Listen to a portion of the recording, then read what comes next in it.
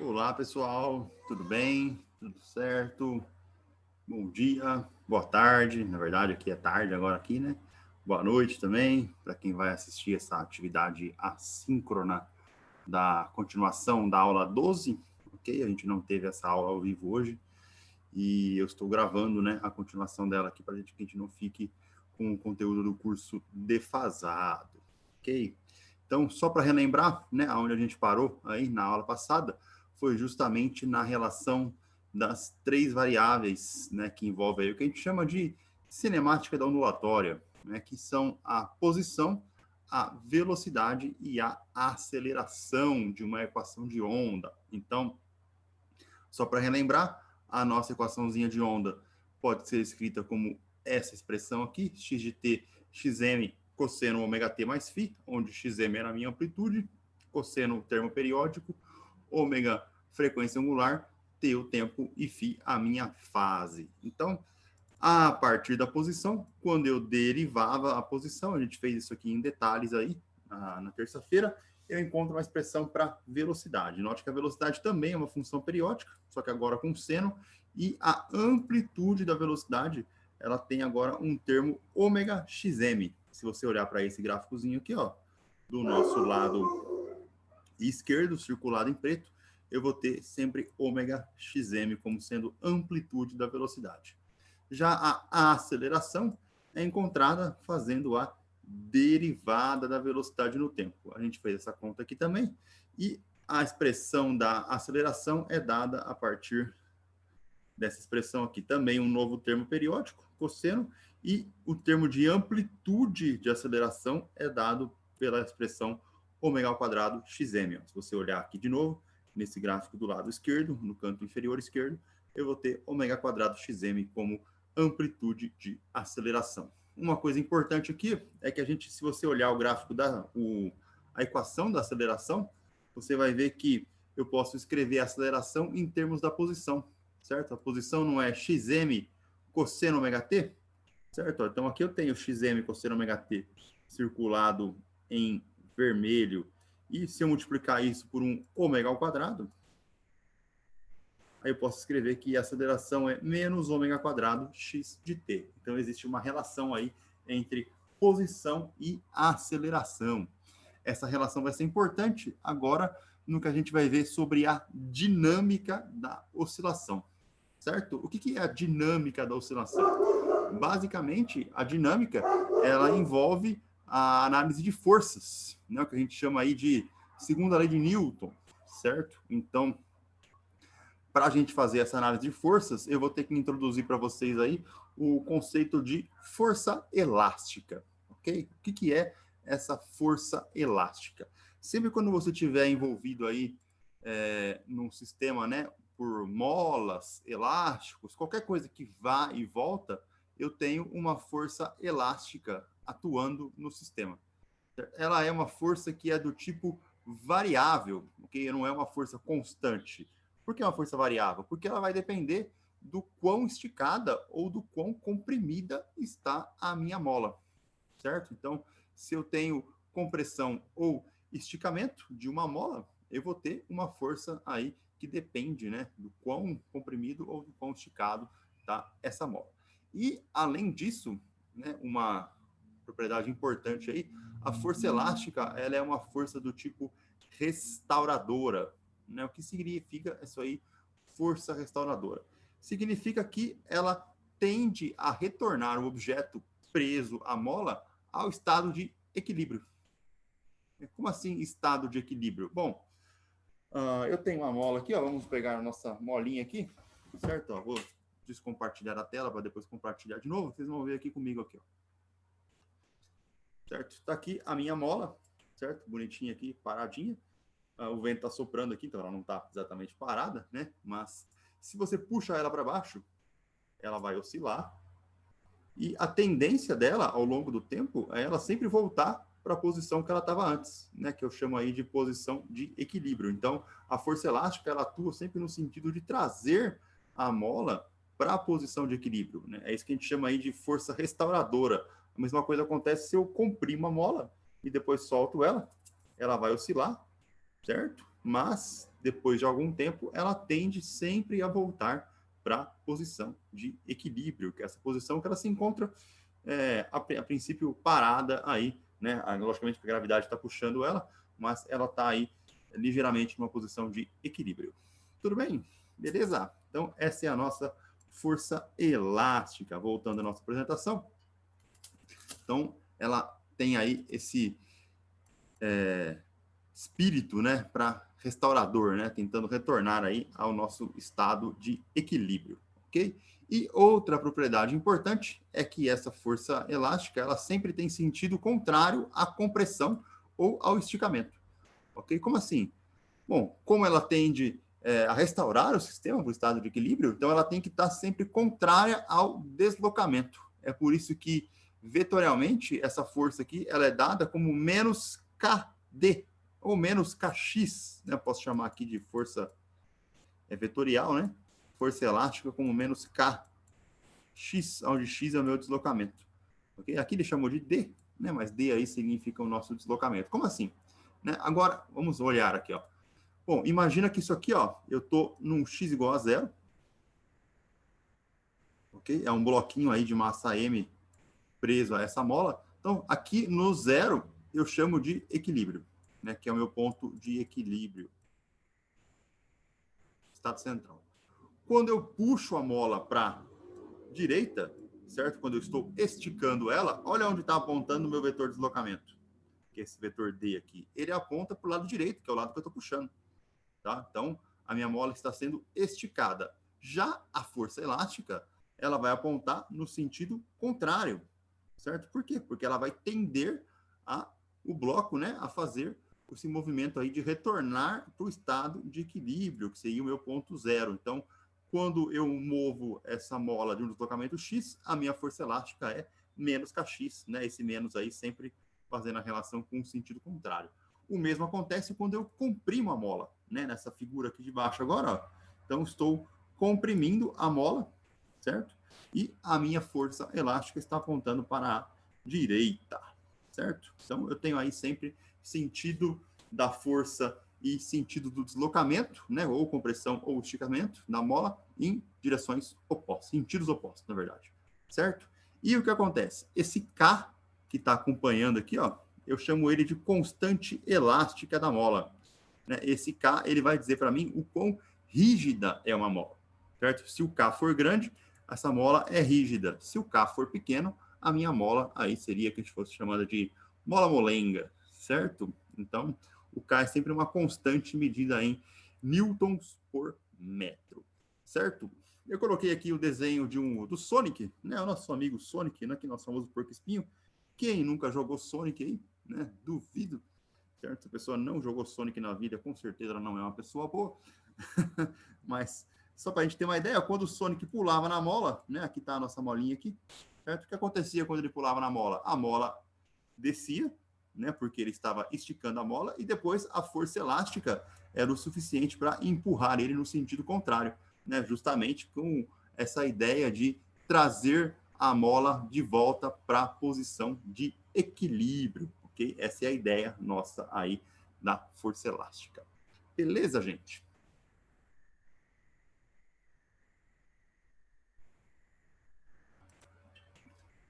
Para a gente analisar o movimento da ideia das forças, ok? Então a gente tem aqui, ó, na posição de equilíbrio, que é o meu item A aqui, ó, a mola não está nem comprimida nem esticada. No x igual a zero, a mola não relaxa, a mola relaxada, né, não exerce força sobre o corpo, certo? Por quê? Porque aí eu teria uma força que eu chamo de força normal, apontando para cima, e uma outra força que seria a minha força da gravidade, apontando para baixo, né? Normal e peso aqui, elas estariam se cancelando, o meu sistema se encontra em equilíbrio. Já no caso onde a mola é esticada, certo? O meu deslocamento aqui, ó, está crescendo para a direita, a força elástica aponta aí no sentido da esquerda, né? Tentando restaurar o estado de equilíbrio da mola. Nesse caso, a normal e o peso, elas acabam se cancelando novamente, porém, né, como existe uma força, agora existe uma aceleração. E a aceleração também vai estar apontando no sentido da força elástica, que no caso dessa figura aqui está do lado esquerdo. E, novamente, se eu fizer o deslocamento contrário, né, se eu estiver comprimindo a mola agora, certo?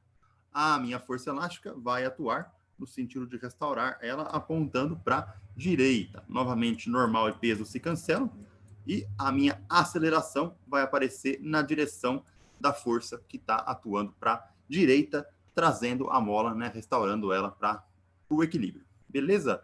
Por que a normal e o peso se cancelam aqui, né? Então, o único movimento que eu tenho da mola é o movimento de direção horizontal, né? Ou ela vai para a direita ou ela vai para a esquerda. Ela vai para cá, para lá, vai e volta. Então, no eixo Y, que é o eixo vertical, ela não tem movimento. Se ela não tem movimento, eu tenho que ter um equilíbrio de forças, né? Então, a lei de Newton, só para a gente adiantar um pouquinho aí do curso de Física 2, certo? Se você lembrar também, ela é a somatória das forças em X, ela tem que ser massa vezes aceleração em X. E também no eixo Y, né? Também no eixo Z, aí, se fosse considerar 3 dimensões. Somatório das forças em Y igual a massa vezes a aceleração em Y. Como no caso do eixo Y, isso aqui vai dar zero, né? Porque eu não tenho movimento no eixo Y, então as forças têm que ser iguais, né? Então o que está para cima tem que ser igual ao que está para baixo, ou seja, normal igual ao peso. E no eixo X, logicamente, a gente tem aí a segunda lei de Newton atuando, né? A aceleração sempre na direção da força elástica, mesma direção e mesmo sentido. Com isso, a gente pode estar analisando aí, ó, a dinâmica, né? A lei de força e a segunda lei de Newton. Então, a gente tinha lá do slide que eu mostrei posição, velocidade e aceleração. Que a aceleração era escrita como menos ômega quadrado x de t, ok? Só que, se eu pegar a segunda lei de Newton, onde a somatória das forças é igual a massa vezes a aceleração, nós temos que essa aceleração que está aqui, ó, certo? Ela vai ser substituída por essa aceleração aqui. Então, eu tenho aqui, ó, m continuou, né? Menos ômega ao quadrado x, certo? Então, eu tento colocar em evidência aqui, ó, né? Eu percebo que eu mudei os parênteses de lugar aqui, ó. Eles ficaram como m ômega ao quadrado, entre parênteses, vezes x, ok?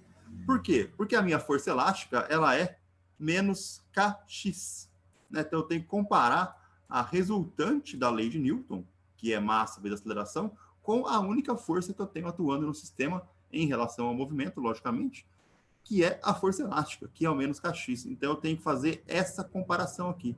O F igual a MA tem que ser igual ao menos kx. Então, isso aqui vai ser igual a menos m ômega ao quadrado x. Ok? O que nos resulta que o nosso K é igual a m ômega ao quadrado, certo? Então, eu posso escrever a constante da mola em termos da massa e da velocidade angular, certo? Ou, se você quiser, né, eu escrevo, né, essa é a maneira mais comum que a gente usa aí, o nosso ômega sendo raiz de K sobre M, né? É uma outra maneira aí de estar escrevendo a nossa frequência angular. Okay? Então, posso escrever o ômega como raiz de K sobre M, posso escrever o ômega como 2πf também, temos da frequência linear, e posso escrever o ômega também, né, como sendo 2π sobre o período. Né? A partir dessa expressão aqui, ó, eu consigo encontrar uma outra expressão para o período em termos do M e do K também, certo? Então, agora a gente vai fazer análises com objetos atrelados a molas, né? Esses objetos possuem massa, as molas possuem constante elástica, e aí eu vou avaliar as 3 variáveis, né? Posição, velocidade e aceleração, em termos dessas grandezas, certo? Então, está aqui a nossa frequência angular e a nossa período. Além disso, se eu fosse fazer essa relação em função da derivada, né? Uma vez aí que a aceleração é a segunda derivada da posição, a gente tem também aí essa expressão, né, em relação aqui à aceleração, que é a equação do movimento harmônico simples, né? Segunda derivada da posição no tempo é menos K sobre M, x, aonde o nosso K sobre M é igual ao ômega ao quadrado. Beleza, galera? Então, esse era o conteúdo, né, que a gente ficou por terminar aí em relação da terça-feira, né, que era para ter sido dado hoje. Então, a gente terminou agora aqui, e eu vou fazer agora 2 exercícios para vocês aí estarem brincando, né, também. São exercícios basicamente bem parecidos com o da lista, para que fique aí tudo tranquilo. Beleza?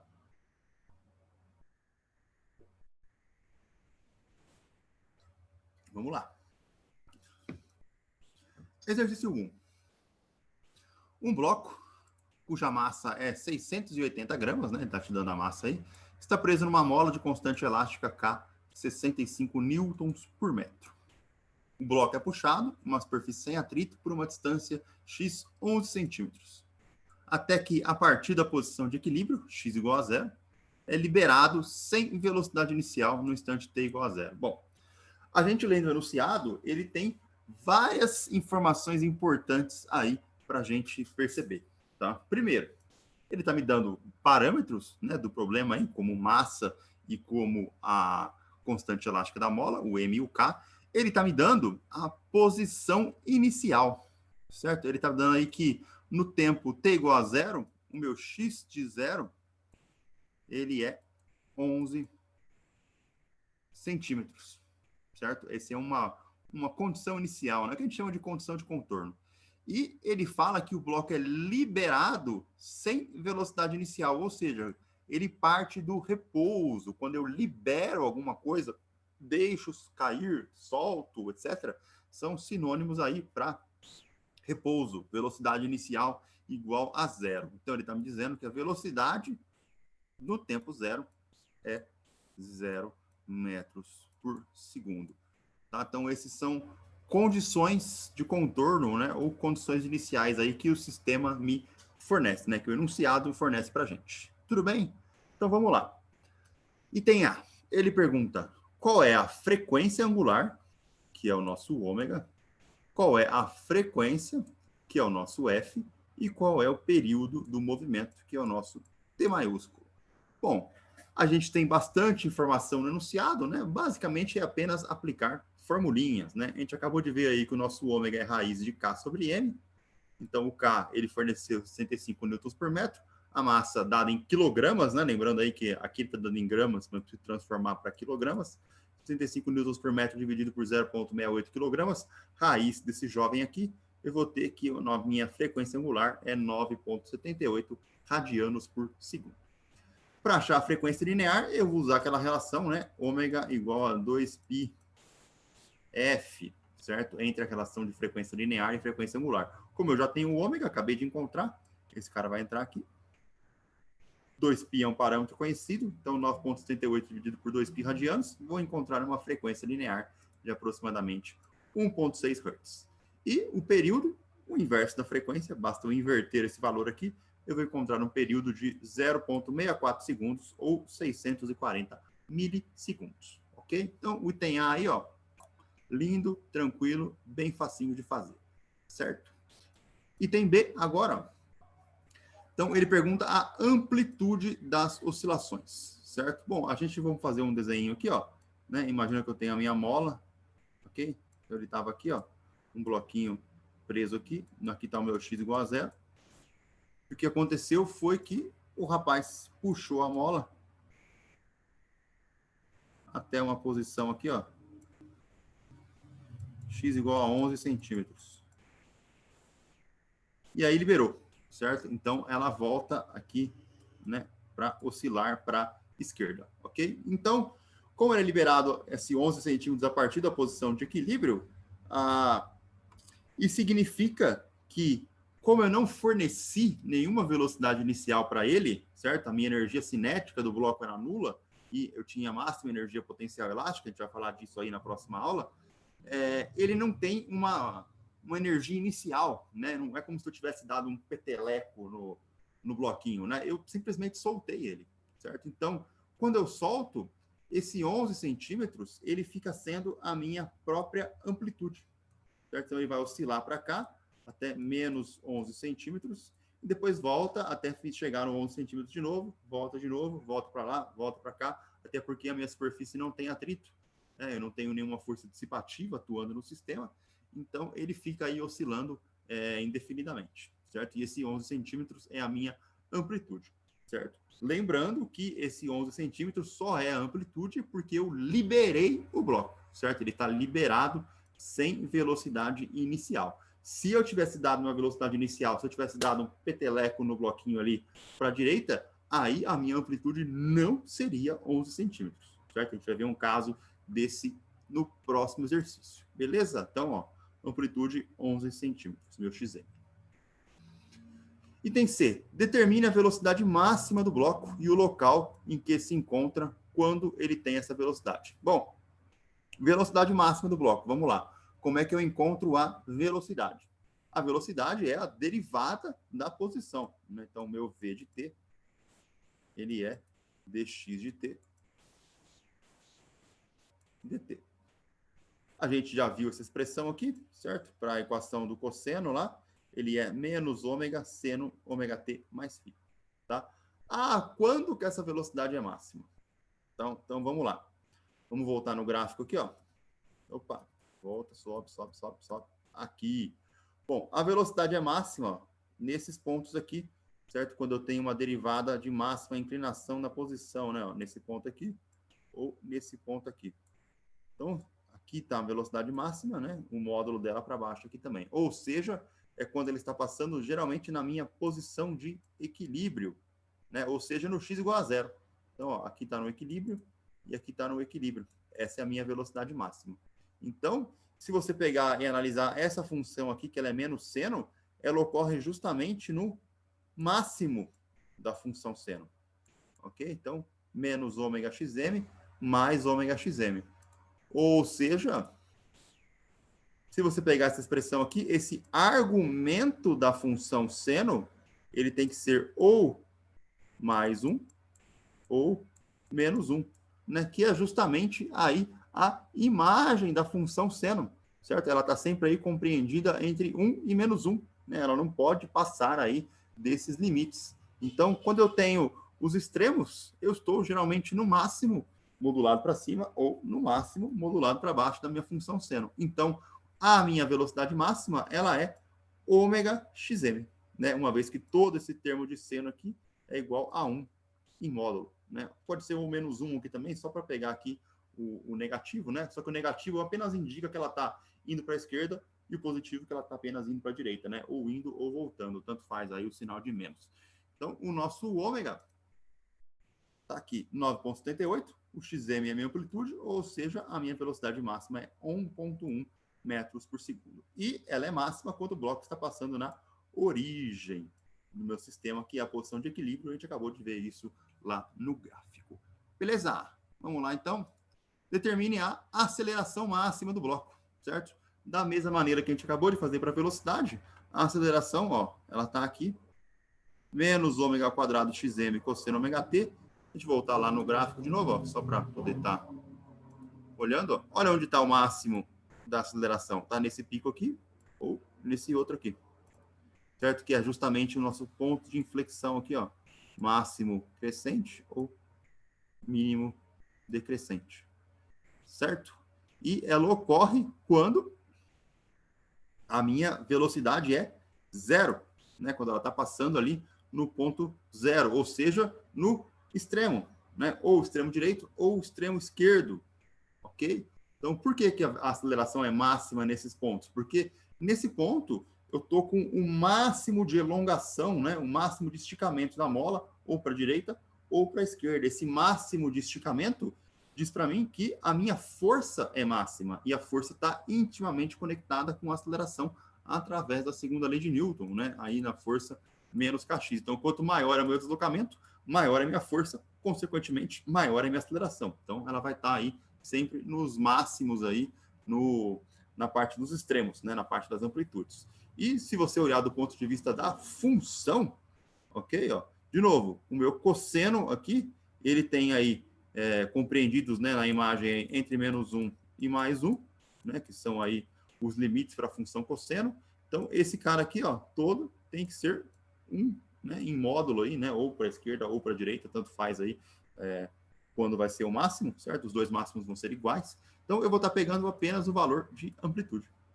Então, minha aceleração máxima é ômega ao quadrado xm. Ômega a gente já conhece, 9,68 radianos por segundo, aí eleva todo mundo ao quadrado, vezes 0,1. Ou seja, minha aceleração máxima é 11 metros por segundo ao quadrado, certo? E ela ocorre justamente aí nos extremos. Beleza? Então, esse foi o nosso item D do problema.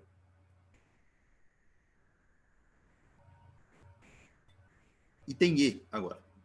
Determina a constante de fase, né? Quem que é o nosso φ? Bom, então o que a gente tem aí? Agora eu vou usar a minha condição de contorno, né? Que foi o que ele forneceu no problema. Ele falou que o x igual a zero era o meu próprio xm, que era a minha amplitude aí, 11 centímetros, certo? Então eu vou usar essa condição. Na minha equação aqui, eu vou substituir por zero o tempo, ok? E aqui também vai entrar zero. Então o x de zero, que é o xm, é igual a xm cosseno, esse cara é zero, certo? Então ele vai embora. Ficou cosseno de φ, passando o xm dividindo, né? Ficou xm sobre xm, é igual a cosseno φ, ou seja, cosseno φ é igual a 1. Qual é o ângulo cujo cosseno é igual a 1? Né? Basta eu aplicar aí o arco cosseno de 1, eu vou encontrar que a minha fase é 0 radianos. Okay? Justamente porque eu estou começando num ponto de amplitude. Meu movimento começa num ponto de amplitude. Sempre quando ele começa num ponto de amplitude, a fase ou é 0 ou é π, né? Que vai depender se eu começo do lado esquerdo ou se eu começo do lado direito. Então, esse aí é o nosso item E. E por último, item F. Determine a função de deslocamento. Então, ele quer agora que você junte tudo para escrever qual é a função de deslocamento. Então, o meu x de t, que era xm cosseno ômega t, ele fica 0,11 metros, que é a amplitude, cosseno de 9,8 radianos por segundo t, mais 0, que era a fase, ou seja, 0,11 cosseno 9,8t. Então, essa é a nossa equação de movimento. Beleza? Resposta aí da item F. Maravilha, gente. Na lista vocês vão encontrar vários exercícios aí extremamente parecidos com esse aí que acabamos de resolver. Vamos lá agora. Exercício de número 2, ok? Aí um pouquinho diferente. No número 2 ele diz que no tempo zero, aqui, o deslocamento x0 de um bloco de um oscilador linear é menos 8,5 centímetros. Certo? Leia-se x0 com o x instante zero. Então, de novo, ele está fornecendo para mim a condição de contorno, a minha condição inicial. Está falando que o x do tempo zero é aí menos, passar para metros já, né? 0,085 metros. E ele está dizendo que a velocidade do bloco nesse instante também é conhecida, né? Então, o meu V de zero, que é a minha velocidade no instante zero, é menos 0,920 metros por segundo. Olha só que interessante. Aqui a velocidade inicial, né, que é a velocidade no tempo zero, ela não é zero, tá? Ou seja, esse 8,5 centímetros, ele não será a minha amplitude, né? Justamente porque no tempo zero eu tenho uma velocidade diferente de zero, como se eu estivesse dando um peteleco no meu bloquinho e ele tem aí uma velocidade inicial. Então, o 8,5 não será a minha amplitude, ok? Então, tem que tomar cuidado com isso aí, justamente, né? Avaliando as condições de contorno. E, além disso, ele fornece que a aceleração no tempo zero, né, que é o meu instante inicial, é mais 47 metros por segundo ao quadrado. Então, ele deu aí posição, velocidade e aceleração no tempo igual a zero. A gente conhece todos os valores do momento inicial aí da nossa oscilação. Duas perguntas. Determine a frequência angular do sistema. Quanto vale o ômega? Não é? E no item B, quanto vale a constante de fase e quanto vale o xm das oscilações. Bom, vamos lá. Então, são três incógnitas, né, que ele está pedindo aí. Ômega, xm e fase. Certo? Então, essas três aí no item A e B. Se a gente olhar para a equação da posição, olha só, na equação da posição, as três incógnitas estão lá. Certo? Ó, xm, ômega e φ. Ok? Então, essa é a nossa equaçãozinha da posição. As três incógnitas estão ali, eu não conheço absolutamente nada, eu só conheço o tempo zero. Né? Essa é a única coisa que eu conheço. Na nossa equação da velocidade, quando eu derivo a posição, ok? De novo, eu tenho as três variáveis aparecendo, olha lá. Ômega, xm, ômega de novo e φ.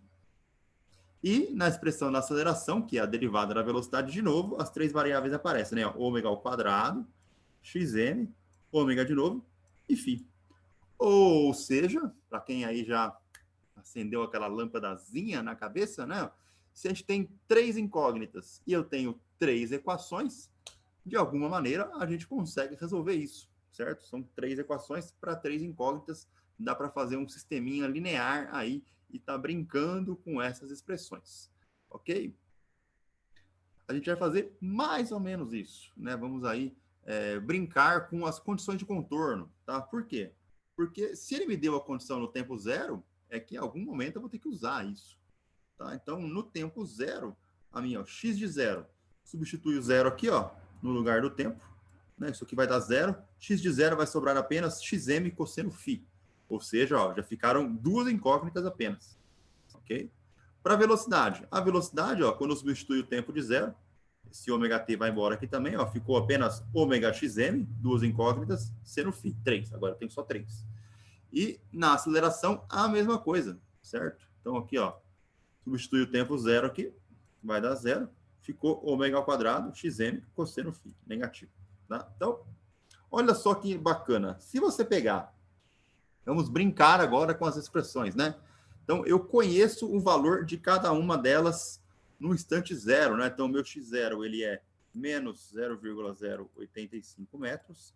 A minha velocidade é menos 0,92 metros por segundo. E a aceleração é mais 47.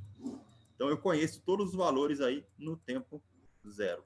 Então, se eu pegar a equação da posição e dividir pela equação da aceleração, o que vai acontecer?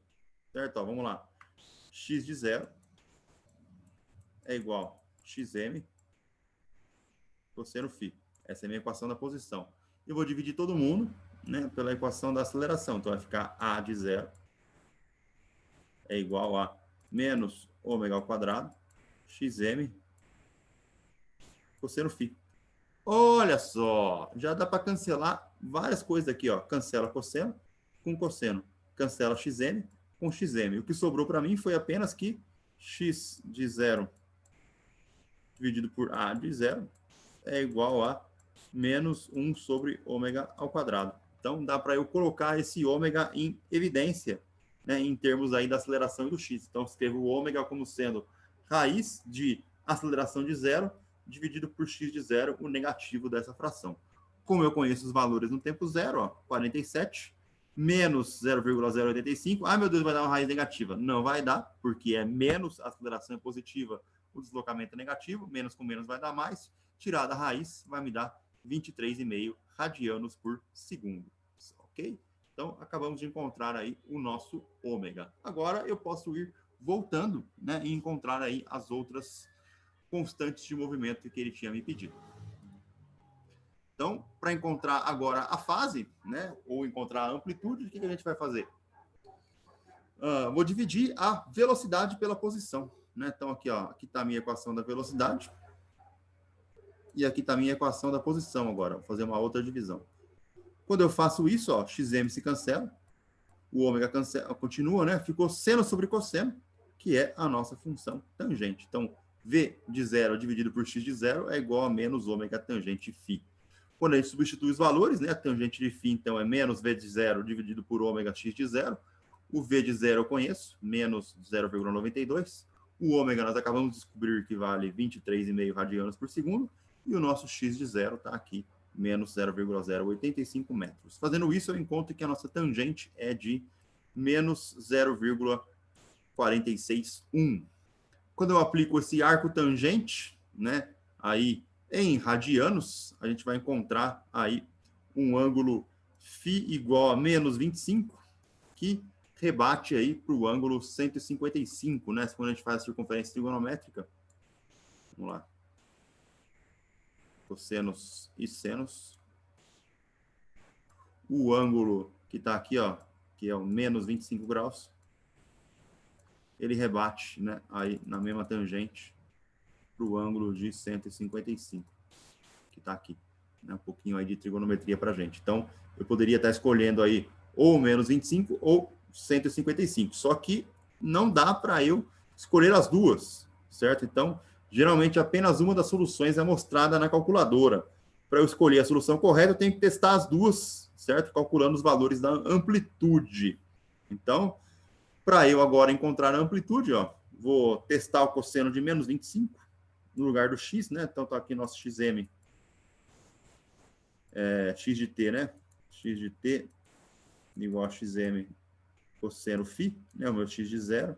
Então, aqui eu tenho o x de zero, tenho o ângulo, dá para achar a amplitude, né? Então, menos 0,085 metros, cosseno de menos 25, isso aqui vai me dar menos 0,094. Se eu usar a outra fase, meu 155, eu vou encontrar um xm de 0,094, ok?